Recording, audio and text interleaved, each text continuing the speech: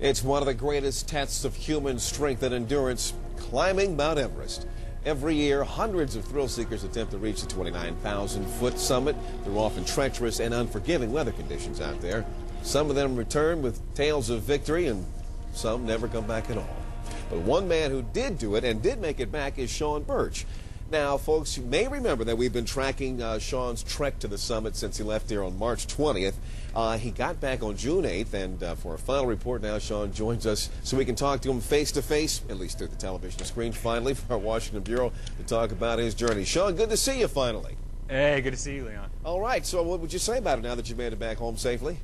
You know, I'm just glad to be home and hopefully glad to have all my toes and fingers. We'll have to wait and see about that, though. Yeah, I heard you had a bit of a frostbite problem with the toes and fingers. What's the situation there? Yeah, exactly. Well, my fingers seem to be healing up nicely, but my toes, I'll have to wait and see what falls off and within the next month or two, but hopefully I'll recover nicely. It looks pretty good so far. Back up, man, back up. What falls off? You're expecting that? That's usually what happens. You have to really kind of wait and see what dies and what doesn't die, and whatever lives, hopefully all your toes will live, and it's a road back to recovery. So you just wake up in the bed one day and there they are? Or, how does that happen? You know, I've never had them fall off, but that's what I hear from my mountaineering buddies. It's like, you know, you got to wait and see. Oh my goodness! But usually, hopefully, just the skin will fall off and not my toes. Okay, good luck to you on that one then. Now, folks who may be just joining us, Sean, may not be aware that what you did here was especially dangerous, especially crazy in some people's estimations, because you did it without any oxygen. People don't do that. They don't climb that high. It's really tough on the body. And as I understand it, there's a zone up there called the death zone where, because of the oxygen, or at least the lack of oxygen right there, it really starts to kill your body. What was that part of the trip like for you? Yeah, exactly. I was up there for 3 nights, and I actually had to use the oxygen for 10 hours, which I hate to say, but I had to use it for 10 hours. It was either try for the summit. I went up there on one night and then had to come back down because the winds were too bad.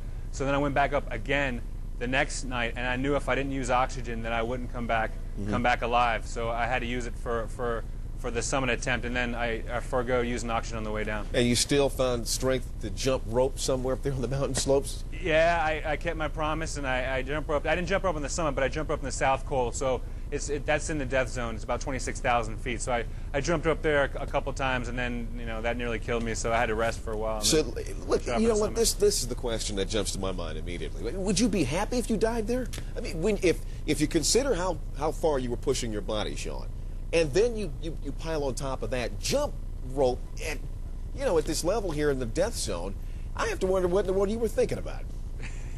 Yeah, well, to me it's not a bad place to die, but I don't want to die just yet. I got so many dreams and so many goals to conquer that I got plenty of living left to do. So I mean, to me it's not a bad place to die, especially since I love the mountains so much.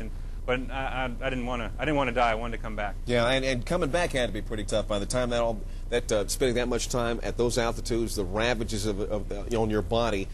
How tough was the descent? It had to be easier than going up, but it had to be pretty tough still. No, actually the descent was worse than going up because I didn't use oxygen. So every 20 yards I'd have to stop and take a rest for like a minute or two just to sit down because I was so tired.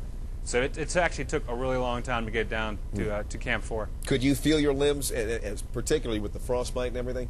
No, I couldn't feel any of my toes. I knew it was real bad. I figured my fingers would be okay. I'd get some minor frostbite and some black fingers, but I knew my toes were much worse. I couldn't feel them at all. At the risk of offending somebody, I got to ask you: can we see your hands? Can you put your hands in? Yeah, the hands aren't bad. It's just they've all peeled off now, so just a little black on one hand. My toes look much worse. Oh God! Yeah, you keep the shoes on. Then we'll check on your progress a little later on. Okay, now that you pulled this one off, what's next? How in the world can you top something like this? Yeah, I'm thinking next I'm going to go to the top of the world. I want to go to top of the world, meaning the North Pole. I'm probably going there with my wife next year, and then immediately fly to Tibet and climb the 6th highest peak in the world. All right. Well, your wife is probably going to have a long talk with you on that one. I know she and her kids at school were following you on this mission here. Yeah. And we're all glad to see you made it back in mostly one piece. Thanks, Sean.